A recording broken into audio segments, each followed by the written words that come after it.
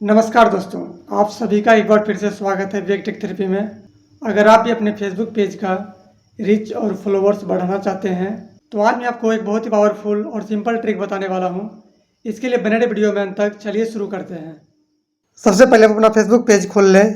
Facebook page खोलने के बाद प्रोफेशनल डैशबोर्ड पर क्लिक कर दें। देन आपके सामने कुछ इस प्रकार का मेन्यू खुलेगा। यहाँ पे आपको कम्युनिटी टैब वाले ऑप्शन पर क्लिक कर देना है। इसके बाद आपको थोड़ा सा राइट स्लाइड करने के बाद इनवाइट पीपल वाले ऑप्शन पे क्लिक कर देना है।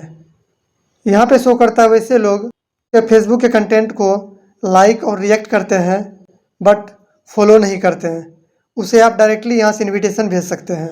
इसके लिए आपको सिंपली इस इनवाइट वाले ऑप्शन पे क्लिक कर देना है। आपका इनविटेशन सक्सेसफुली सेंड हो जाएगा। इससे आप बहुत ईजिली ऑर्गेनिक फॉलोवर गेन कर सकते हैं।